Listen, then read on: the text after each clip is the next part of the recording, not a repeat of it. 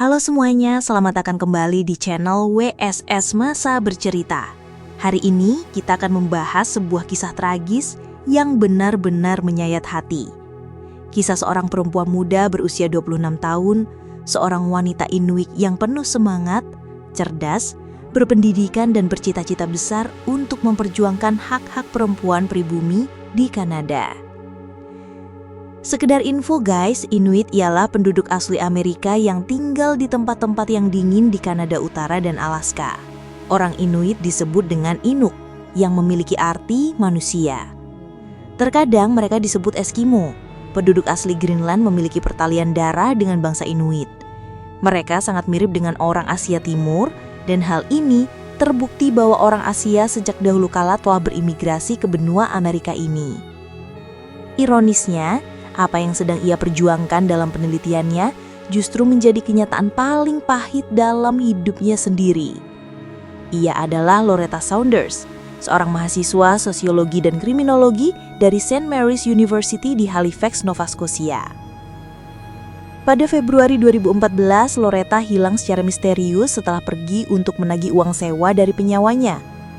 2 minggu kemudian, jasadnya ditemukan di dalam sebuah tas hoki yang dibuang di pinggir jalan raya terkubur salju di New Brunswick. Kasus ini bukan hanya tentang pembunuhan yang brutal, tetapi juga tentang diskriminasi rasial, kelalaian aparat, dan perjuangan sebuah keluarga untuk mencari keadilan.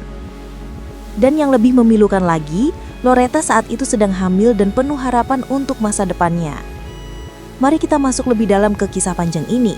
Kisah tentang ketahanan, patah hati, dan perjuangan yang tidak berakhir meski nyawa Loretta telah direnggut secara tragis. Loretta Saunders lahir pada tanggal 25 Agustus 1987 di Happy Valley Ghost Bay, Newfoundland dan Labrador, Kanada. Ia berasal dari keluarga besar, ada 8 bersaudara, dan tumbuh dalam lingkungan yang penuh kebersamaan. Sejak kecil Loretta dikenal sebagai anak yang cerdas, ceria, dan memiliki hati yang lembut. Namun jalan hidupnya tidak selalu mudah. Ketika remaja, Loretta menghadapi masa-masa sulit. Ia putus sekolah pada kelas 9 dan pindah ke Montreal. Di sana hidupnya benar-benar terombang-ambing. Ia harus menghadapi tunawisma, berjuang melawan kecanduan, dan melalui masa-masa gelap yang penuh penderitaan. Tapi Loretta tidak menyerah.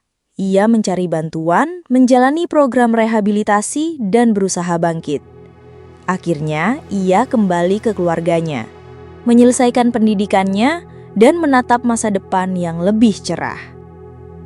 Pada usia 26 tahun, Loretta sudah menjadi mahasiswa unggulan di St. Mary's University, mengambil jurusan sosiologi dan kriminologi. Ia sedang menulis tesis tentang perempuan dan anak perempuan pribumi yang hilang dan dibunuh di Kanada, isu besar yang hingga kini masih menjadi luka mendalam di masyarakat Kanada. Ironisnya, ia sendiri akhirnya menjadi bagian dari statistik tragis itu. Loretta tinggal bersama kekasihnya, Yalchin Surkultai, seorang pria yang sudah 2,5 tahun menjalin hubungan dengannya. Mereka hidup sederhana namun bahagia. Dan tepat sebelum tragedi ini terjadi, mereka mendapat kabar gembira. Loretta sedang mengandung. Yalchin menggambarkan Loretta sebagai salah satu orang paling pekerja keras yang pernah ia kenal. Ia mengatakan, ia sangat bersemangat dengan sekolah dan topik tesisnya. Ia ingin benar-benar membuat perubahan. Ia adalah salah satu orang paling pekerja keras yang pernah saya lihat.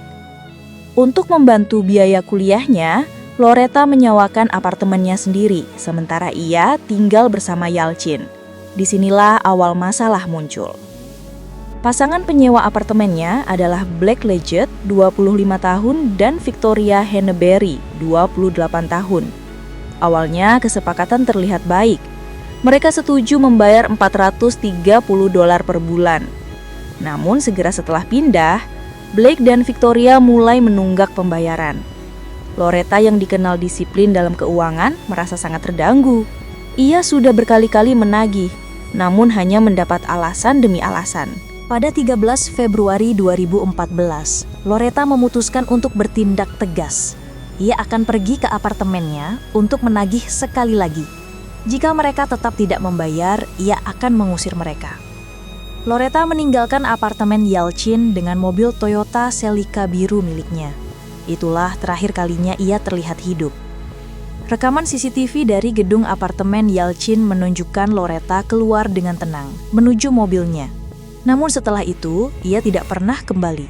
Keesokan harinya, 14 Februari 2014, Yelchin menerima pesan teks dari ponsel Loretta. Isinya aneh. Saya sangat stres sampai-sampai saya tidak bisa mengingat nama gadis ibu saya sendiri. Pesan itu tidak masuk akal. Yelchin tahu, itu bukan gaya bicara Loretta. Ia langsung curiga.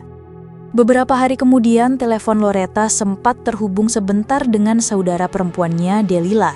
Namun suara yang terdengar tidak jelas, singkat, dan mencurigakan. Pada 17 Februari, keluarga melaporkan Loretta hilang. Pencarian besar-besaran pun dimulai.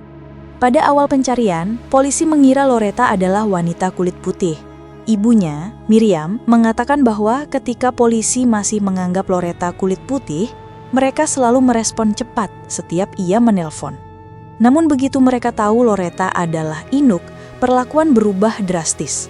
Miriam hanya diberi jawaban singkat, seringkali dialihkan ke orang lain, seolah pencarian anaknya tidak lagi diprioritaskan. Ini menjadi sorotan besar, bahwa kasus hilangnya perempuan pribumi di Kanada seringkali diperlakukan berbeda dibandingkan dengan perempuan kulit putih. Hanya sehari setelah laporan orang hilang dibuat, polisi menemukan mobil Toyota Celica Loretta di Windsor, Ontario, ribuan kilometer dari Halifax. Di dalam mobil itu ada kartu identitas, kartu bank, dan telepon milik Loretta. Dan siapa yang mengendarai mobil itu? Tidak lain adalah Blake Leggett dan Victoria Henneberry. Keduanya langsung ditangkap. Awalnya mereka hanya dikenai tuduhan pemilikan barang curian dan penipuan, namun polisi yakin ada sesuatu yang jauh lebih besar. Penemuan jasad. Pada 26 Februari 2014, setelah interogasi panjang, salah satu dari mereka akhirnya mengaku. Polisi menemukan jasad Loretta di Salisbury, New Brunswick, sekitar 3 jam dari Halifax, di dalam sebuah tas hoki terkubur salju di pinggir jalan raya Trans-Kanada. Tubuh Loretta sudah membeku, tertutup lebih dari 60 cm salju. Pemandangan itu sangat memilukan. Dalam pernyataannya, Victoria menggambarkan detail mengerikan tentang bagaimana Loretta dibunuh. Loretta datang untuk menagih uang sewa. Blake tiba-tiba menyerangnya dari belakang, mencekiknya. Ia menggunakan kantong plastik berkali-kali, tetapi Loretta melawan dengan gigih, merobek kantong itu. Akhirnya, Blake membenturkan kepala Loretta ke lantai hingga ia berhenti bergerak. Untuk memastikan, ia membungkus kepala Loretta dengan plastik pembungkus. Tubuh Loretta kemudian dimasukkan ke dalam tas hoki. Setelah itu, Blake dan Victoria dengan tenangnya pergi keluar. Bahkan mengembalikan komputer ke toko untuk mendapatkan uang tunai, seolah tidak terjadi apa-apa. Mereka lalu membawa tubuh Loretta di bagasi mobilnya, mengemudi ke arah barat, dan membuangnya di New Brunswick. Pada akhirnya, kedua pelaku mengaku bersalah. Blake Leggett dijatuhi hukuman penjara seumur hidup tanpa kemungkinan pembebasan bersyarat selama 25 tahun. Victoria Henneberry dijatuhi hukuman penjara seumur hidup dengan kemungkinan pembebasan bersyarat setelah 10 tahun. Pengakuan mereka setidaknya mencegah keluarga harus melalui proses persidangan yang panjang dan traumatis. Namun, luka itu tidak pernah hilang. Kasus Loretta Saunders mengguncang Kanada. Ia menjadi simbol nyata dari isu missing and murdered indigenous women and girls. Keluarganya, terutama saudara perempuannya, Delilah, terus berjuang mengangkat kesadaran publik. Gerakan #Justice for Loretta dan #MMIWG semakin bergema. Yang paling menyayat hati adalah kenyataan bahwa Loretta sedang menulis tesis tentang MMIWG. Dan kemudian, ia sendiri menjadi korban.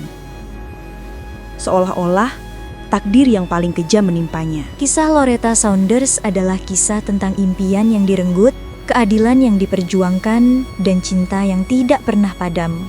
Meski hidupnya diputus begitu cepat, perjuangannya tidak berhenti. Nama Loretta kini dikenang sebagai suara bagi perempuan pribumi yang hilang dan dibunuh. Ia bukan hanya korban, ia adalah simbol kekuatan, keberanian, dan perjuangan untuk keadilan. Terima kasih sudah menonton kisah ini di WSS Masa Bercerita.